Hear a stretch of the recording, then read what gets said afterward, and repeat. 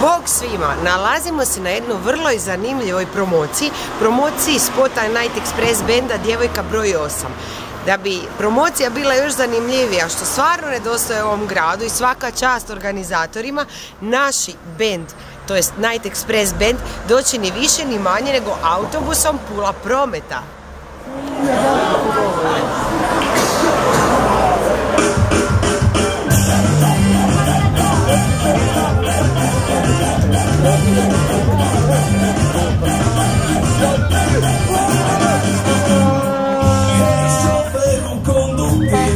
Zapostavim, vraćam kartu, jer nje nema na sjedištu s brojem 8. Da je netko vidimo, djevojku koju volim. Hej šoferu, kondukteru, zaustavi, vraćam kartu.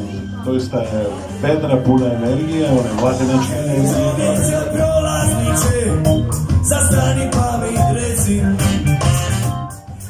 Ovo je jedna vrlo emotivna prezentacija, moram priznati da su mi suze došle. Mislim, vi ste jako vrijedni dečki koji dugo godina rade i sudjeluju na ovoj glazbenoj sceni, pogotovo istarskoj.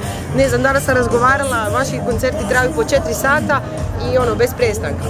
Nekako smo tako uvježbali, imamo gotovo sve do 4 sata, moramo to odraditi, inače šta ispod toga nema smisla. Dobro, ova promocija koliko vam je bitna i kako je došlo do ideje za ovakav spot, ne? Promocija nam je jako bitna prije svega zato što su tu zato što ste to vi ovdje, zato što želimo se na koncu konca malo promovirati i van Istarske županije, tako da jako puno znači. U redu, mislim da vam jako dobro ide, da čujemo ostatak benda. Dejane, ti se najviše smiješ, nekako si onako... Pa se uvijek smijem. Da, glavom benda. Zato što snimamo sad. A dobro, ajde reci nam ti svoje večerašnje dojmove. Evo, još sam pod dojmom, još su dojmovi jaki, još sam uzbuđen, evo, još su ruke se direkte lagano. Ovo je super, skupili smo puno ljudi, došli smo s autobusom, to izgleda kao u bajci nekako. Ko da to nismo mi, da mi je neko rekao prije 10 godina da će se to desiti, bi mu zapalio šamar i rekao da, nemoj me zafrkavat, čekaj, to nije moguće. I danas, stvarno pokazalo se da je moguće, uz truda i dobre volje i pozitivne energije, stvarno je sve moguće.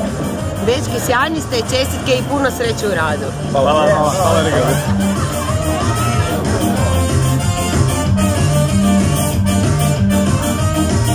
Medved produkcija uvijek rado surađuje sa mladim pulskim bendovima. Reci mi kako je došlo do ove suradnje?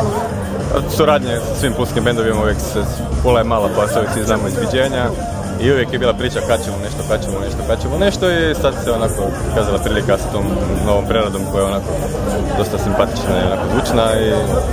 Da li ste imali nekih problema oko Ništa, čak da pače. Ma ne, tema je onako samo od sebe došla, pravi dernek, vidjeli smo u busu, Night Express. Pula Promet nije radio nikakve probleme, smo da su dali broj. Pula Promet je isto prepoznala pulsku spiku, tako da je bilo.